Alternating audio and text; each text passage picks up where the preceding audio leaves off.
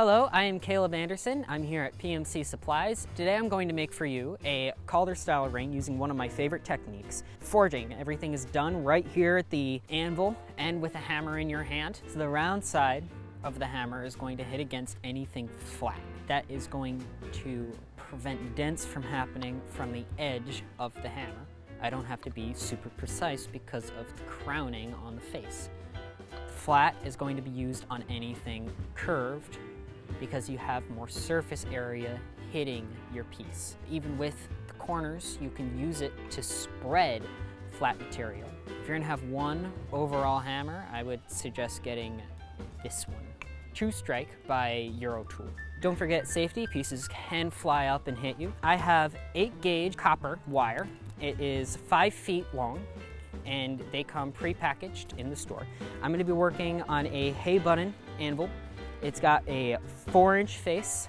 We're gonna start off by measuring out on the spool, and I'm not really going to be measuring out with a ruler like you typically would. I'm gonna use this very nice, lovely anvil from PMC Supplies. It is up for sale inside the cabinet in the store. We're gonna take the round side of our hammer and give a nice taper. So we're creating the taper by bringing it 90 degrees, letting the hammer drop and fold over the edge of the anvil. We're just hitting it down against the corner, just like that. So now we have a squared off kind of taper there. I'm gonna bring it back down to the flat and just bring back the taper.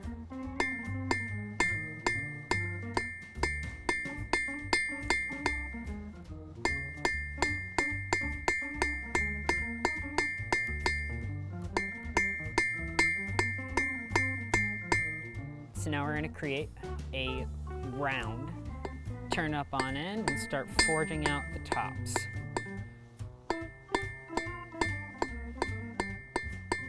Now we should be left with a little octagon. And now we're going to round it up. And as we're forging, we're going to turn it 180 degrees. Whatever happens on the bottom is bound to happen on the top. And we're just gonna work it back. All right. We're actually going to take this. We're gonna go maybe an inch over the face. The anvil face is about 4 inches. And we're gonna cut at a 90. That's why we wear safety glasses. Let's work on the other end then. Now that I have my taper done, I'm going to create a flare on the end. With the round side of my hammer, I'm going to create a flat. Now that I have my flat, I'm gonna go in with the flat side of my hammer and try and hit with just the edge. So it's perfectly acceptable to use this technique. It's not as amazing as using a cross-peen hammer, but it will get the job done in a pinch. But the problem is that it's going to start curving as well. And you can see that already start to happen, where it starts to curve this way. So to combat that, I'm going to turn it over, and I'm going to hammer the exact same way, which is now going to be the opposite direction of the curve. And that is going to straighten it right out. So I'm going to just go back, and I think we're nearing the end of this. I'm going to flip to the round side and give a nice planish down the surface.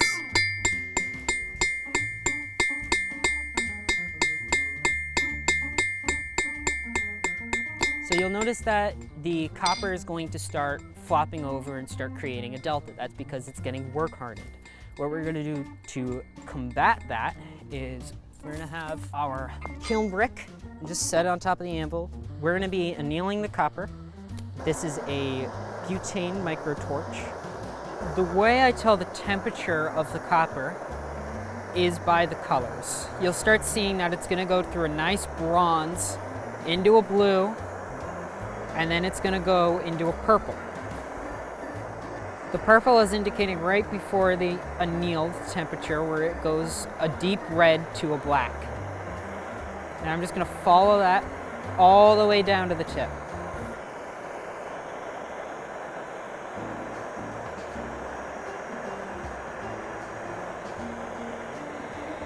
We grab our quench bucket.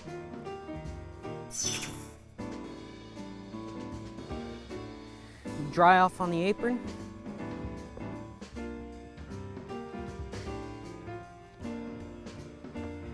Alrighty then. Now, same hammer, not moving to a brass mallet, although I highly recommend it because of the weight and it's not going to mar your metal as much, but I want a forged texture, so I don't actually mind as much. So the flat of the hammer, I'm going to curve this over the end of the anvil. Super light. Now that it's up on end like this, I'm going to tap the end back.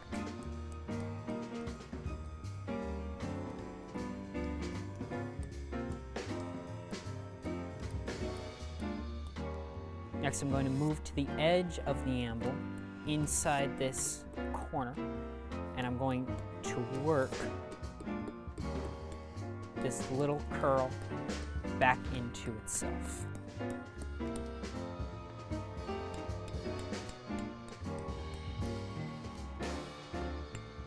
I got it almost there, but it's still a little work hardened. So we're gonna bring back the kiln brick and just give it a nice annealing down towards the tip. And then we're gonna start again.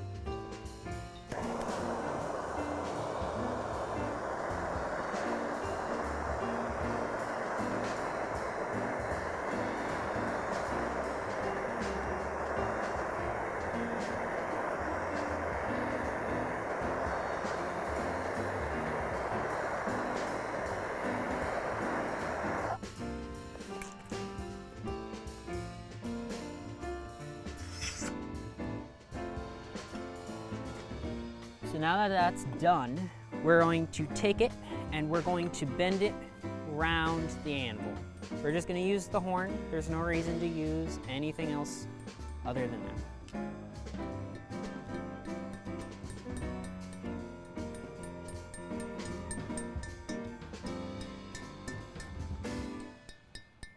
Working on the tip here, I can make any size ring as long as it's going to be larger as the tip of the horn of the anvil. I think that it's really important to have a ring mandrel, but it's also really important to learn how to forge something on top of an anvil. Since we're forging this out, I like to use a base. So I usually use between 4 inches and 3 inches, depending on the ring size. And usually I use a ring mandrel to true it all up, but you know, sometimes it's nice to do things on the horn of the anvil. So I'm using the top of the anvil to keep the faces as parallel as possible. I don't want one side to fall behind the other, where this part here is higher than here. So I'll set it up on the anvil and I'll push it down so that way they're meeting. This is a very untrue circle. I'm going to fix it up on the horn of the anvil, getting it nice and uniformly round.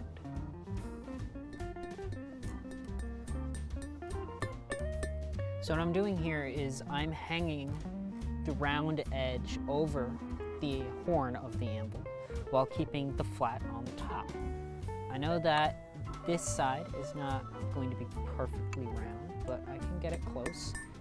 And what I'm doing is I'm pushing on the round, pulling the flat up to meet the surface of the round.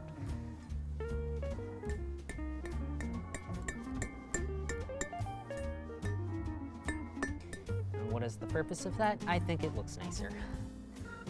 All right, I think that will do us. It's not perfect, but nothing and nobody is. So now that this is all round, relatively round.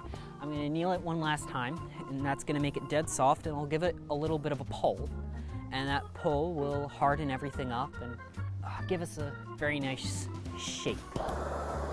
The little curve at the end is going to fit right around and over your finger. So we're to see the colors start to change. You see that rainbow happen.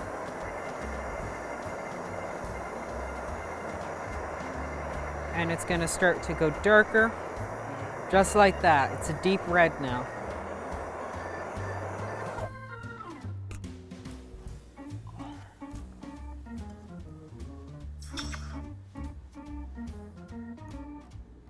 So now I'm going to stretch this, just the top part, and I'm just gonna pull it with my fingers, and I'm gonna open that up. Copper is soft enough to do that right now, so we're gonna take full advantage. But right now we have this general shape.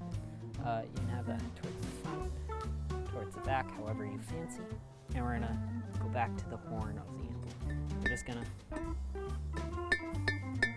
get this nice and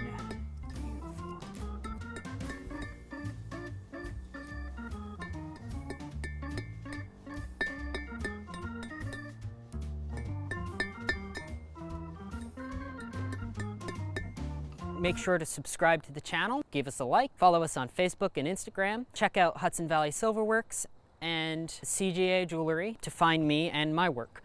Thank you so much for watching, and I'll see you later. Subscribe right here or check out our other videos. Check out other videos.